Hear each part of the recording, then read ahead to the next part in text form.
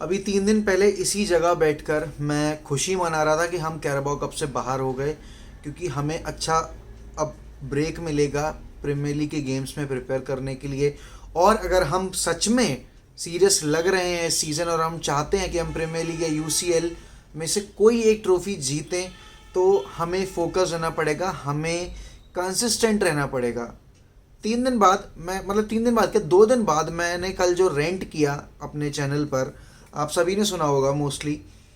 But अब बात ये आती है कि यहाँ से यूनाइटेड जा कहाँ सकती है, क्योंकि अपने पिछले 4 गेम्स में यूनाइटेड ऑलरेडी 3 गेम्स हार चुकी है। अच्छा मौका था एस्टन विला के अगेंस्ट एक सॉलिड 3 पॉइंट्स लेने का, जब आपको पता है कि चेल्सी उधर अपना गेम हार रही है। और पता है दुख कब होता है? दुख तब होता है जब आपके साथ compete करने वाली टीम्स इक्वली पॉइंट्स ड्रॉप कर रही हैं उसी गेम वीक में, और आपने एक अच्छी अपॉर्चुनिटी छोड़ दी उनको ओवरटेक करने की, नंबर 1 स्पॉट लेने की। क्योंकि हर एक गेम पीएल में इंपॉर्टेंट है इस सीज़न, क्योंकि इस बार आप सिर्फ मैन सिटी से फाइट नहीं कर रहे हो टाइटल के लिए, आप फाइट कर रहे हो लिवरपूल से और आप फाइट कर रहे हो चेल्सी से। और चेल्सी कल चाहे लोग ये बोलें कि भाई उन्होंने कुछ नहीं किया, ये नहीं किया, वो नहीं किया, अगर वो उस गेम प्लान में सक्सीड हो जाते ना, तो उनके लिए उनके सीज़न का स्टार्ट बहुत ही परफेक्ट है। क्योंकि उन्होंने आर्सेनल से खेल लिया, उन्होंने लिवरपूल से खेल लिया, उन्होंने if I am not wrong Spurs से भी खेल लिया, और उन्होंने मैन सिटी से भी खेल लिया। तो उनके सारे बड़े गेम्स तो हो चुके ऑलरेडी। अब उनका सिर्फ एक गेम बचा है, वो है यूनाइटेड से। तो अब यूनाइटेड ने जो अपने गेम वीक्स बर्बाद किए हैं against Southampton, against Aston villa, ये गेम वीक आगे चलकर कहीं हमको कॉस्टली ना पड़ जाएं, और उसकी वजह सिर्फ एक ही रीज़न होगा, और वो है ओले गनर सोल्शायर की इन गेम मैनेजमेंट। मतलब मैं तो फुटबॉल इतना मैंने मैनेज नहीं किया, मैंने थोड़ी बहुत फुटबॉल खेली है, बट जितना भी इतने साल में मैंने फुटबॉल देखा है, सिर्फ एक ही चीज़ समझी है कि जब आपका प्लान ए वर्क नहीं कर रहा हो तो आपको प्लान बी पे शिफ्ट होना पड़ता है। बट प्रॉब्लम सोल्शायर के मैनेजमेंट के साथ ये है कि बंदे के पास कोई प्लान बी है नहीं। और यहाँ यही एक वजह है कि लोग बार बार बार बार बार बार ओले इन ओले आउट जो चल रहा है यूनाइटेड फैन बेस के अंदर डिवीजन, वो इसी वजह से है। और इसमें कोई बुराई वाली बात नहीं है कि कुछ लोग ओले आउट के फेवर में हैं, कुछ लोग ओले इन के फेवर में हैं, क्योंकि अल्टीमेटली दोनों ही तरफ के लोग एक ही चीज़ चाहते हैं, वो है यूनाइटेड की भलाई और यूनाइटेड के लिए सक्सेस। बट ये सक्सेस जो है वो आएगी कैसे? और अगर ये सक्सेस सोल्शायर के साथ आ रही है या आएगी तो वो कैसे आ सकती है? सिंपल सा प्लान है भाई। अगर आपका जो गेम प्लान आप लेके उतरे हो मैच में वो वर्क नहीं कर रहा है तो आपको चेंजेस करने पड़ेंगे। कल ग्रीनवुड ने पूरा गेम खराब किया यूनाइटेड का।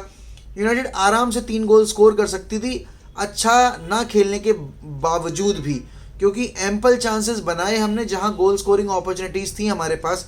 अब लोग कहेंगे कि आपने 26 शॉट लिए, आप ये नहीं कह सकते आप ख़राब खेले। हम बहुत ख़राब खेले। वो 26 शॉट्स कोई हमारे एक ऐसे एरिया से नहीं है जहां हमारे पास श्योर शॉट अपॉर्चुनिटी थी स्कोर करने की। वो आउट ऑफ डेस्परेशन आ रहे थे। 26 शॉट्स में से 4 ऑन टारगेट थे। वहीं एस्टन विला ने टोटल 7 शॉट लिए थे और 4 उनके ऑन टारगेट थे, जिसमें से एक गोल कन्वर्ट हुआ। अब सोल्शायर की पोस्ट मैच प्रेस कॉन्फ्रेंस में सोल्शायर ने बोला कि that goal shouldn't have stood, क्योंकि वो ऑफसाइड था। आई एग्री, वो ऑफसाइड था। बट आप जब पोस्ट मैच में आ रहे हो और आप ये बहाना लेके आ रहे हो कि हमने 3 पॉइंट्स इसलिए गंवा दिए क्योंकि उन्होंने एक ऑफसाइड गोल स्कोर किया, बट तुमने तो वो भी नहीं किया, तुमने तो गोल स्कोर ही नहीं किया, तुम्हारी बॉल नेट के अंदर गई ही नहीं। तो आप अपनी परफॉर्मेंस को कैसे जस्टिफाई कर सकते हो एक ऐसे स्टेटमेंट देकर? ये बहुत ही इमेच्योर स्टेटमेंट था सोल्शायर की तरफ से। और यार अब लोगों ने जो सोशल मीडिया पे एक वो कर दिया ना शुरू कमेंट्स कि रोनाल्डो को लेनी चाहिए थी पेनल्टी, ब्रूनो को नहीं लेनी चाहिए थी, रोनाल्डो ने इस कंपटीशन में प्रेशर सिचुएशन में पेनल्टीज ले रखी हैं, ये कर रखा है, वो रखा है। I agree, I completely agree with whatever things you are writing on the social media platform कि रोनाल्डो को लेनी चाहिए थी, और मैं इस बात से एग्री करता हूँ। बट ब्रूनो ने आज से पहले 21 पेनल्टीज ली थी यूनाइटेड के लिए and he scored all of them. तो ऐसा नहीं था कि हमने किसी ऐसे बंदे को रिस्पॉन्सिबिलिटी दे दी थी पेनल्टी स्कोर करने की जो अंडर प्रेशर क्रम्बल कर जाता है। Remember last time when we scored that post match penalty against Brighton, if I am not wrong, जब फाइनल विसिल के बाद ब्रूनो को पेनल्टी लेनी थी और स्कोर 2-2 था उस टाइम पे, बट हम वो गेम जीते थे 3-2 की स्कोर लाइन से, और थैंक्स टू ब्रूनो। और भाई आज से पहले ब्रूनो ने शायद 4 बार या 3 बार विया के अगेंस्ट पेनल्टी ली और तीनों बार स्कोर किया था। बट कल जो कुछ भी हो रहा था सब हमारे अगेंस्ट जा रहा था, और उसके बाद वो एमिलिनो मार्टिनेज का वो जो जो टैक्टिक्स थे उसके भाई वो काम कर गए, क्योंकि ऑब्वियस सी बात है आपने इतना प्रेशर क्रिएट कर दिया बोल बोल के, और जब आप फोर्स कर रहे हो रोनाल्डो को कि यू टेक द पेनल्टी, तो कहीं ना कहीं वो ब्रूनो के दिमाग पर चढ़ गया कि I scored each and every penalty while playing against Aston विया और या फिर कोई और ओपोनेंट, और ये बंदा मुझे डाउनग्रेड कर रहा है क्योंकि रोनाल्डो अब टीम में है। तो कहीं ना कहीं वो वो हो गया ब्रूनो के दिमाग में, और वो पेनल्टी मैं कभी भी ब्रूनो जैसे प्लेयर से एक्सपेक्ट नहीं करता, क्योंकि उस पेनल्टी में ना डायरेक्शन था, ना उस पेनल्टी में कोई डिज़ायर था कि भैया उसको गोल के अंदर मारना है। ही जस्ट ब्लास्टेड इट। बट होता है कभी कभी फुटबॉल फील्ड पर ऐसी चीज़ें हो जाती हैं जो आपके कंट्रोल में तो होती हैं, लेकिन आप ओवर थिंक करके ओवर रिएक्ट कर जाते हो उन चीज़ों पर। और सॉरी, बीच वीडियो में बोलना चाहूँगा कि बाहर से ट्रैफिक की नॉइज़ आ रही है, उसके लिए बहुत बहुत माफ़ी चाहूँगा, बट वीडियो एंड तक ज़रूर देखिए क्योंकि बहुत कुछ डिस्कस हो रहा है। अब बात आती है कि ग्रीनवुड जब फील्ड पर था और रोनाल्डो जब फील्ड पर था तो कवानी को क्यों आपने थ्रो किया मतलब फील्ड पर। आप 3 स्ट्राइकर फील्ड पर थ्रो कर रहे हो और आपके पास क्रिएटर केवल 2 हैं, पोग्बा और ब्रूनो, और जबकि पोग्बा तो इतना डीप खेल रहा था आपने उसको स्टार्ट किया है लेफ्ट विंग पर, बट आपके मिडफील्ड की कमजोरी की वजह से उस बंदे को बार बार ड्रॉप करना पड़ रहा था नंबर 6 की पोजीशन पर। तो फायदा क्या हुआ हमें डबल पिवट यूज करने का और पोग्बा को लेफ्ट में खिलाने का, जब आप अपनी फॉर्मेशन डिस्टॉर्ट करके 3 बंदे की मिडफील्ड बिठा रहे हो पीछे डिफेंसिव फेज में, और उसमें से 2 बंदे निहायती भद्दे, निहायती घटिया, जिनका डिफेंसिव वर्क रेट भी पुअर, जिनका ऑफेंसिव वर्क रेट भी पुअर, जिनको इतनी बेसिक नॉलेज नहीं है कि जब आप विद पोजीशन खेल रहे हो तो आपको बॉल प्रोग्रेशन करना दिखाना पड़ेगा, आपको फ्रंट फॉरवर्ड खेलना पड़ेगा। बट फ्रेड और मैकटोमिने दोनों के साथ ही एक दिक्कत है कि वो बहुत ही कंजर्वेटिव माइंडसेट के प्लेयर्स हैं, उन्हें हमेशा सेफ पासेस पिक करने होते हैं, वो बंदे कभी रिस्क नहीं लेना चाहते, और की एरियाज में फ्रेड और मैकटोमिने पोजीशन लूज करते हैं। मुझे फर्क नहीं पड़ता उनकी 90% पोजीशन एक्यूरेसी है, पासिंग एक्यूरेसी है या 100% है, आप इंटेंट देखो पासिंग का कि किधर हो रहा है। आप ये देखो कि आपका जो प्लेयर डबल पिवट में खेल रहा है वो ना डिफेंसिव वर्क रेट में अपना अच्छा परफॉर्मेंस दे रहा है, ना ही ऑफेंसिवली टीम को हेल्प कर रहा है। और जब आपको दिख रहा है कि एस्टन विला इतना हाई प्रेस करके खेल रही है तो आपको एक्टिव रहना चाहिए, बट आपने अपने फ्लैंक्स ओपन कर रखे हैं, आप इतना नैरो होके खेल रहे हो, और उस नैरो होने के चक्कर में आपने अपनी विंग्स को अच्छे से एक्सप्लॉइट करवाया है। और बहुत अनलकी थे हम इंजरीज के मामले में भी, क्योंकि लूक शॉ और हैरी मैग्वायर दोनों इंजर्ड हो गए, तो हमारे 2 अटैकिंग सब्स्टिट्यूशन खत्म हो गए। बट जिस टाइम पर कवानी को आपने इंट्रोड्यूस किया है उस टाइम पर आपको सेंचो को लाना चाहिए था और ग्रीनवुड को बाहर का रास्ता दिखाना चाहिए था। You are managing Manchester United, you should be ruthless. आप जब ऐसी टीम को मैनेज कर रहे हो तो आपको इंडिविजुअल से ज़्यादा टीम को देखना पड़ेगा। आपने 70 मिनट वहाँ अपनी सीट पर बैठकर जो टाइम बर्बाद किया है, उस बीच में आप ये सोच सकते थे कि आपको इस गेम का जो डायरेक्शन है वो कैसे चेंज करना है, जो मोमेंटम अभी उनकी तरफ है आप उसको कैसे शिफ्ट कर सकते हो अपनी तरफ। और ये ना कर पाना सोल्शायर की कमज़ोरी दिखाता है, सोल्शायर की नाइवनेस दिखाता है कि आप क्लियरली फेवरेटिज्म ला रहे हो टीम के अंदर, क्योंकि कल अगर उस पॉइंट ऑफ टाइम पर आप मैटिच या डॉनी में से किसी एक प्लेयर को रख देते सेकेंड हाफ के शुरू होते ही, तो हम बेटर तरीके से गेम का टेम्पो कंट्रोल कर पाते, स्पेशली अगर मैटिच होता। फ्रेड को मत खिलाओ भाई, प्रीमियर लीग में क्यों इतना ऑब्सेशन है फ्रेड के साथ?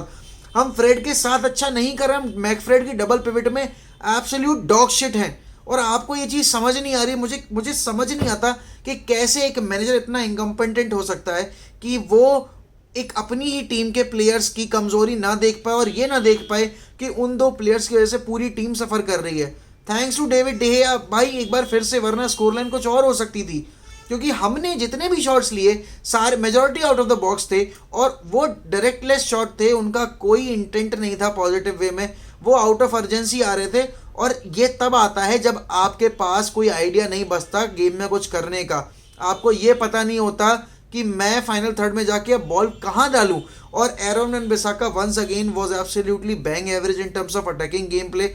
आप इतने बार ओवरलैपिंग रन्स निकालते हो, मैं आपसे एक बार तो एक्सपेक्ट कर ही सकता हूँ ना कि आप एक अच्छा क्रॉस डाल पाओ। मुझे पता है आपकी अटैकिंग प्राइवेसिस वैसी नहीं है जैसी आर्नल्ड की हैं या फिर रीस जेम्स की हैं या फिर कोई और डेलो की मान लो, बट आप अपना गेम इम्प्रूव अगर नहीं कर पा रहे हो और करना ही नहीं चाहते हो तो आप स्टार्टिंग 11 में week in week out start नहीं करने चाहिए। क्योंकि एक टीम जब टाइटल चेस कर रही होती है तो हर एक प्लेयर का कंट्रीब्यूशन मैटर करता है, ना सिर्फ डिफेंसिव फेज में बल्कि अटैकिंग फेज में भी। और पॉग्बा जितना ब्रिलियंट है अटैकिंग फेज में उतना ही पुअर है डिफेंसिव फेज में, और ये कल दिखा हमें बहुत बार। वरान ने भी काफ़ी बार पोजीशन लूज किया जो कि नहीं करना चाहिए।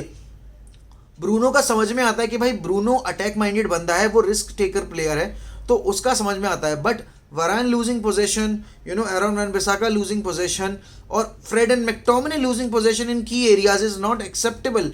क्योंकि आप उन की एरियाज में जब पोजीशन लूज करते हो तो आप अपने ऊपर काउंटर इन्वाइट कर रहे हो, और with the pace that we have in our defence वो थोड़ा डिफिकल्ट रहता है। क्योंकि एरोन वन-बिसाका और लूक शॉ दोनों ही अप फ्रंट हो जाते हैं। कल डेलो इतना हाई लाइन खेल रहा था और एरोन वन-बिसाका भी काफ़ी अप खेल रहा था, तो उस सिचुएशन में हमें बहुत बार ये देखने को मिला कि लिंडलॉफ और वरान स्ट्रगल किए एंड में आके, और ये नहीं करना चाहिए भाई हमें।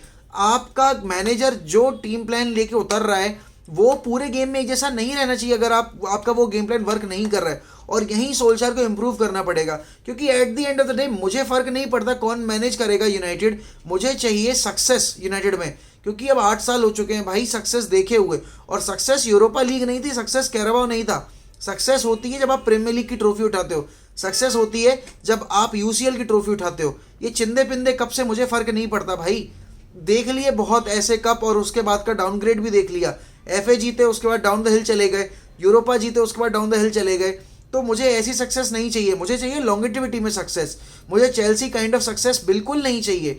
बट आपके पास एक ऐसी टीम है जो हर एक टाइटल के लिए compete कर सकती है, और अगर आप वो टीम अपने हाथ में होने के बाद भी इतनी घटिया परफॉर्मेंस अगर डिलीवर कर रहे हो, भाई 4 गेम में से हम 3 गेम हार चुके हैं, और उन 3 गेम में से एक हम हारे हैं एस्टन विला के अगेंस्ट, एक हम हारे हैं यंग बॉयज़ के अगेंस्ट जो कि अनएक्सेप्टेबल डिफीट थी यूसीएल में, और एक हम हारे हैं वेस्ट हैम के अगेंस्ट जो कि चलो मैंने मान लिया था कि हमें जीतना था नहीं जीतना था, वो उससे मुझे फर्क नहीं पड़ा। बट एस्टन विला के अगेंस्ट आप अपने होम पर काउंटर पर खेल रहे हो 75,000 के सामने, ये कैसे एक्सेप्टेबल है? ये कि कोई फैन एक्सेप्ट नहीं करेगा कि अपने होम टर्फ पर एक टीम जिसके अंदर रोनाल्डो, ग्रीनवुड, ब्रूनो, पॉग्बा ऐसे प्लेयर्स भरे हुए हैं, और बेंच पर जिनके पास कवानी, सैंचो, मार्शियल और वैंडबीक, मैटिच जैसे प्लेयर हैं, तो वो कैसे फैन एक्सेप्ट कर ले कि भाई ये मीडियोकर परफॉर्मेंस के साथ मैं ट्रॉफी जीत जाऊंगा, और ये मीडियोकर परफॉर्मेंस डिलीवर करके ओले सरवाइव कर जाएगा। भाई मैं अभी तक ओले इन हूँ, मुझे अभी 3-4 गेम्स के रिजल्ट पे फर्क नहीं पड़ता, लेकिन अगर मुझे इंप्रूवमेंट नहीं दिखेगी तो मैं भी ओले आउट हो जाऊंगा। क्योंकि at the end of the day मेरे अलायंसेस जो हैं वो सोल्शायर के लिए नहीं है, वो यूनाइटेड के लिए हैं, और मैं उस मैनेजर को लेके आऊँगा जो मुझे जितवा सके वापस से। टीम सेटअप करना, वो सब करना इज़ ऑल गुड, बट अब फुटबॉल इंप्रूव करने की बारी है, और हम वो नहीं कर पा रहे हैं, और हमें वो करना पड़ेगा, वो सोल्शायर को करना पड़ेगा। क्योंकि बिना उसके प्रीमियर लीग में सर्वाइवल, और स्पेशली ओल्ड ट्रैफर्ड पर मैनचेस्टर यूनाइटेड पे रहते हुए सर्वाइवल इज़ वेरी डिफिकल्ट, और ये नहीं होना चाहिए। We shouldn't be happy with a mediocre performance week in week out. I told you that day as well, जब हम वूल्स के अगेंस्ट जीते थे या हम वेस्ट हैम के अगेंस्ट जीते थे, कि भाई ऐसी परफॉर्मेंस ज़रूरी होती हैं, लेकिन ऐसी परफॉर्मेंस की हैबिट नहीं डालनी चाहिए। क्योंकि ऐसी परफॉर्मेंस एक मीडियोकर क्लब की मेंटालिटी शो करती हैं, ना कि एक ऐसे क्लब की मेंटालिटी जो कि टाइटल चेज कर रहा हो। मुझे फ़र्क नहीं पड़ता भाई आप नेक्स्ट वीक 5 गोल मार दो, लेकिन क्योंकि मुझे पता है कि उसके अगले वीक पूरे चांसेस हैं कि आप नेक्स्ट वीक हार सकते हो। और ये जो हम एक ही डिपार्टमेंट में कंसिस्टेंट हैं, और वो है इनकंसिस्टेंट परफॉर्मेंस डिलीवर करने में, तो ये हमें रोकना पड़ेगा, और इसकी सबसे बड़ी रिस्पॉन्सिबिलिटी लेनी पड़ेगी सोल्जायर को, और थोड़ा एक्टिव होना पड़ेगा भाई। ऐसे सीट पर बैठकर ये सब करके नहीं चल सकता। आप प्लेयर्स को समझाओ कि you are not performing well, अब अपने गेम प्लान इंप्रूव करो। आपके पास कोई प्लान बी नहीं, और जिसके पास प्लान बी नहीं होता है वो सफ़र करता है, वो हमेशा सफ़र करता आया है। एंटोनियो कॉन्टे जब पहले सीजन आया था उसका प्ले नहीं अच्छे से वर्क किया, but next season he got exposed और फिर वही हुआ, बट उसने जाते जाते भी चेल्सी को एफए कप जितवा दिया। ये बहुत बड़ी बात होती है। आपने अभी टीम बिल्ड कर ली है लेकिन आपने अभी डिलीवर करना शुरू नहीं किया, और ये हाई टाइम है जब आप डिलीवर करो, क्योंकि बिना उसके आप सर्वाइव नहीं कर सकते। और ये ओल्ड ट्रैफर्ड का क्राउड है, ये मैनचेस्टर यूनाइटेड का फैन बेस है, आपको अपनी फीलिंग्स बता देगा, सोशल मीडिया पर बता देगा, कहीं भी बता देगा। और वीडियो के एंड में यही कहना चाहूँगा कि please do not hate on Bruno Fernandes, क्योंकि उस बंदे की गलती नहीं है, he was the best player on that pitch. और अब ब्रूनो फर्नांडिस और रोनाल्डो देखना कैसी परफॉर्मेंस डिलीवर करेंगे, क्योंकि जो हुआ है ना कल, वो उन दोनों की मेंटालिटी के अगेंस्ट है, उन दोनों के कैरेक्टर के अगेंस्ट है। तो अब देखना ये होगा कि क्या ग्रीनवुड को जो उसने किया है उसकी सज़ा मिलेगी और सैंचो को डिजर्वेड अपॉर्चुनिटी मिलेगी खेलने की, या फिर वही फेवरेटिज्म हमें वापस से देखने को मिलेगा मैकफ्रेड की मिडफील्ड, और वही lack of intent, lack of passion towards the club. क्योंकि भाई कुछ भी कह लो, मुझे नहीं देखा कल फील्ड पर, और दैट इज़ अनएक्सेप्टेबल।